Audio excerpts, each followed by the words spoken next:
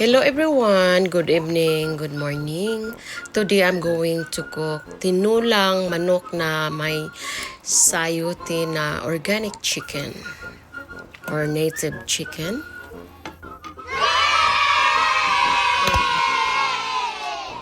Everyone, first thing to do is you need to put 2 tablespoons of oil, and there are the ingredients: the organic chicken or native chicken, and 1/2 onions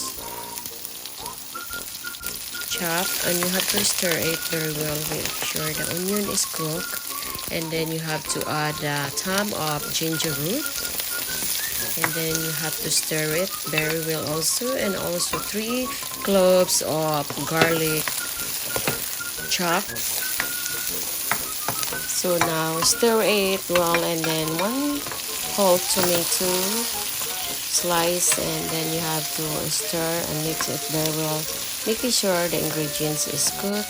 Now we're going to put the native or organic chicken. I bought in the Asian store. I think it's almost like $6. And 2 tablespoons of fish sauce, and we call PATIS, and 1 tablespoon of black pepper or paminte, and 1/2 tablespoon of chicken powder.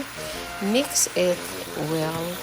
This kind of chicken is very hard and need to be boiled maybe 1.5 hours or 2 hours, because if you have a pressure cooker you can boil it at least 30 minutes, but I'm scared to buy the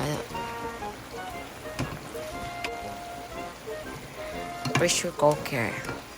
So now you have to start very well. You have to simmer it until the smell is gone.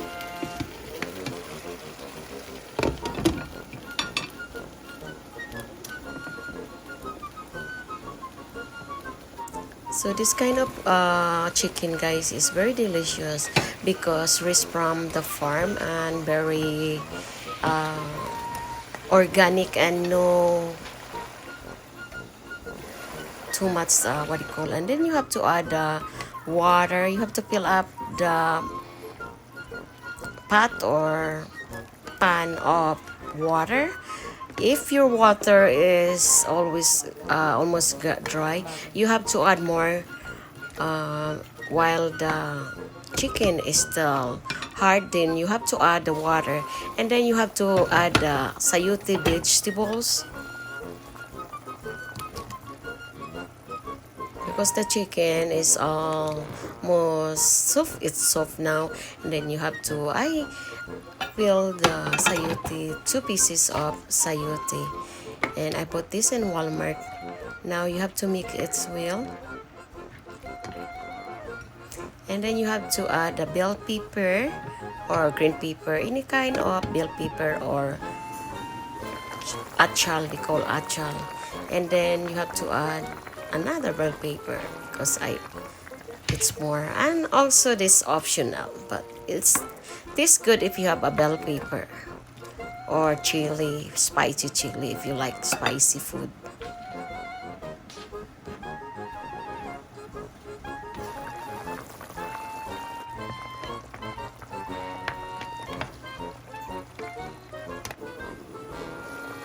Now you have to taste if your soup is lack of salt.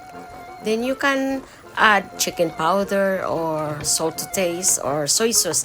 It's up to you. You have to estimate that. And also, guys, I add her 1/2 teaspoon of sugar, and then the pichay, or we call bok choy, or you can add cabbage, whatever you want. Have vegetable you can add as long as green, or marunga or malunggay or alugbate, any kind of green leafy vegetable you can add, but I add the bok choy. So now the food is ready to serve. If you like this video, please don't forget to subscribe, like, share, and comment, and please don't skip the ads. And thank you. for watching and visiting, and don't forget to leave comment. God bless. Bye.